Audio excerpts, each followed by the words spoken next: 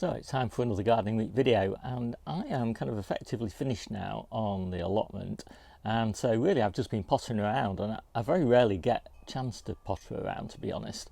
But it's been really lovely. The weather's been really nice, and so I've managed to pot on a lot of my early brassicas, the ones that I haven't got out under cover on my plot, just waiting for kind of ideal conditions on Debbie's plot, which will probably be 1 or 2 weeks time. Generally it's late April for me, or early May, when I like to put brassicas out, although they survive okay if you put them out now, but they don't really thrive. So that's what I've been doing on the allotment. I've also been preparing my onion bed, and that is currently carrots and lettuces. So I've taken the coal frame top off there, and I've taken most of the carrots out, and I've actually kind of planted them again in some big pots that I've got that won't be used until I want to put my courgettes and beans in here, and that's still going to be sort of 2 or 3 weeks. So for those 2 or 3 weeks I think they will store best in the compost, and yeah, I kind of like that technique. I haven't really got room in the fridge for them all, and I also just keep on, every time I harvest something, I just keep on planting new stuff. So I just harvested a few more lettuces and salad onions in the polytunnel, put more leeks in. I'm going to just keep on doing that over the next few weeks until I've got a kind of full bed of leeks in here, and basically doing the same down here in the other bed, where I'm taking tatsoi out that is now started to go to seed. Still good eating, of course, but it's not going to grow any new leaves really at this point.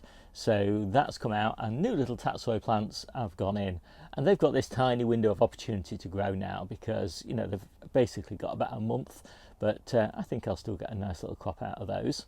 And also, because it's April, that is the time when I take my early carrots out and put them on top of my IBC tanks. And I've got 2 batches of those. I've got the little ones on the IBC tanks outside the polytunnel, and I've got the bigger ones on a big IBC tank that I've just installed on my plot this year. And I do like the fact I've got these IBC tanks, because it does give me a really high up space to put my carrot containers. So I will protect those carrots with fleece if there's any really frosty nights over the next 2 weeks or so, and by then I think they'll be properly hardened off, and so I'll just leave them.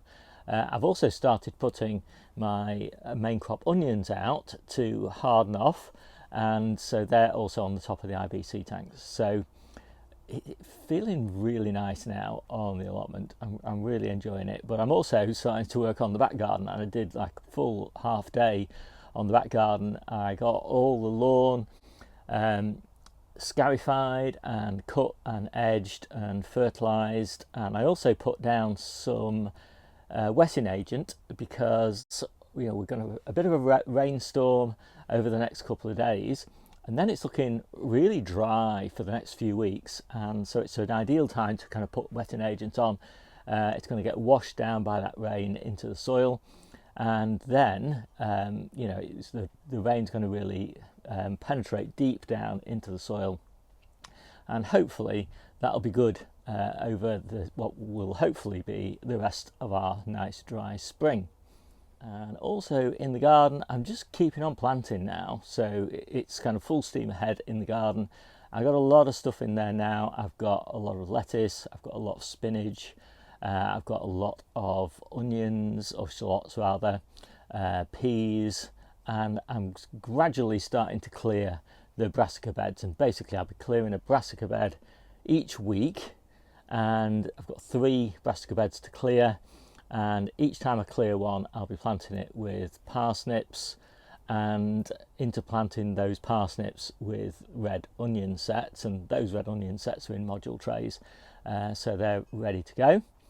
And that is a kind of nice tempo for me. I like to do 1 bed a week, and as I said, I'm also going to be doing the onions probably next week. I want to get those last few carrots and those lettuces cleared. And also in the kitchen garden, I've been working hard on basically mulching all of the existing plantings and all of the empty beds, and I've been mulching with mushroom compost, which is my favourite mulch, and I've got a few spare bags for the beds that you know, too sort of full to mulch at the moment. And I think next week I'll also be putting preparing at least my potato containers in the kitchen garden. I've got 16 weeks of early potatoes already planted, and most of those have broken surface now and some are pretty well on. So I'm in no rush really to get my second earlies and main crops out, but I generally do it about the middle of April, something like that. So I've also started swapping some of my covers around. I've taken the covers off my most advanced cauliflowers and calabrese and radish, and I've moved that cover onto the strawberries, so the second early strawberries. So they're not in flower yet, so hopefully with that extra heat that will bring them onto flower. The ones in the polytunnel are in flower now, which is nice, so that should give me a bit of a succession. First earlies in the polytunnel, second earlies in under a cold frame, and I just put a little netted cover over the cauliflowers and the calabrese, and I took that netted cover off the what did I take them off? Oh yeah, the spring cabbages that started to go to seed. So I don't really care now. I've got so much spring cabbage. I don't really care whether the pigeons get a bit of a feed from those.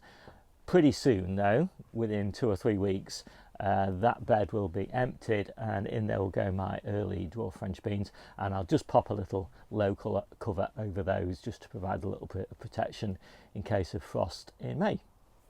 So I think we're done with the gardening. Let's take a look at the harvest. So here we go with the harvest, and I failed yet again to constrain myself to just the table. Still got stacks of extra spinach and everything's piled multiple layers deep.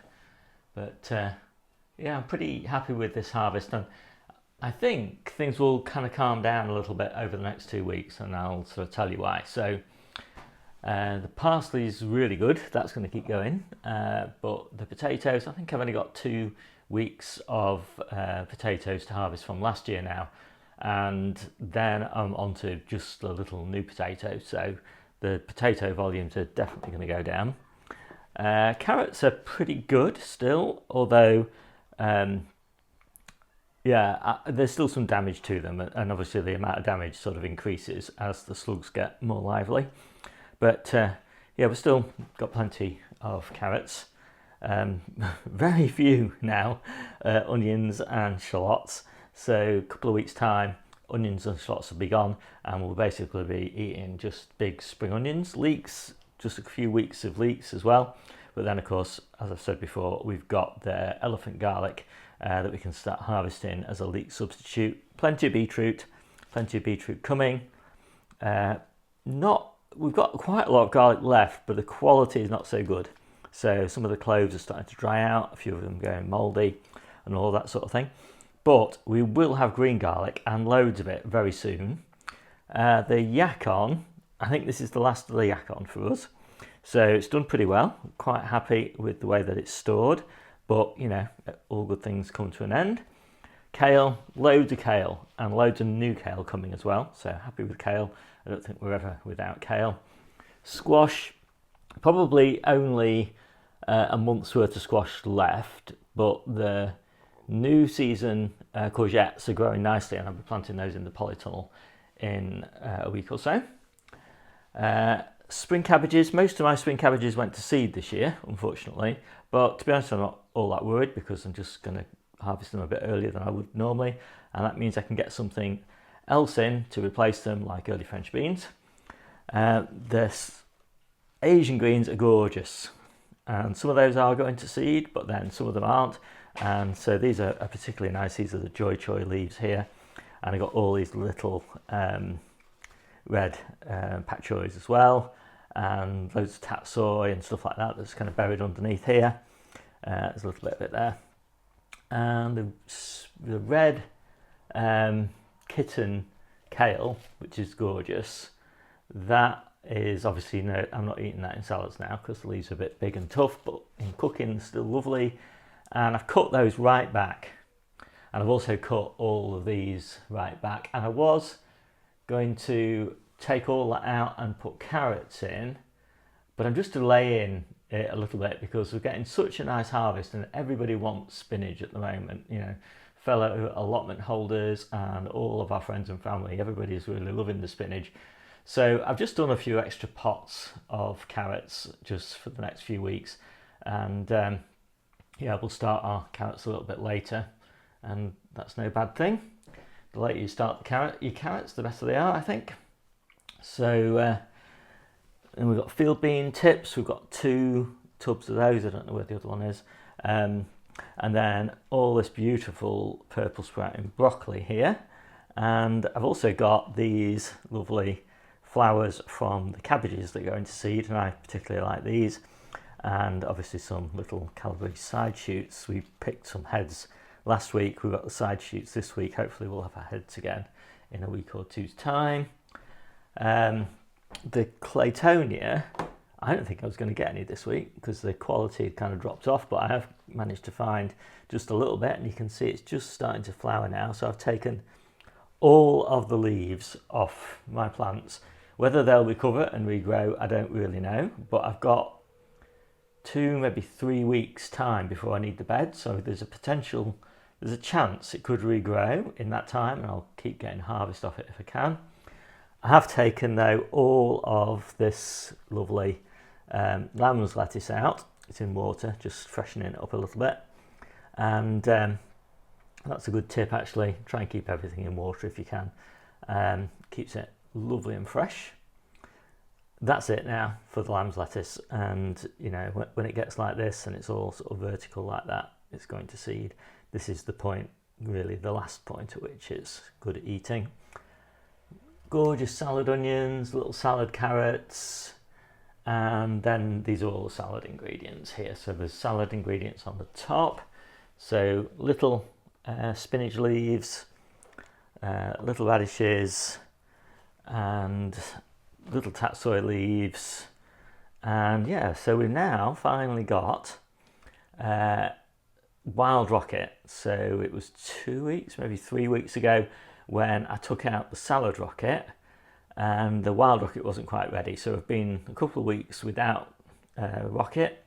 This wild rocket is really peppery, so I can't really eat it without adding like a grape to it or something like that, just to offset the peppery nature of it with a bit of sweetness.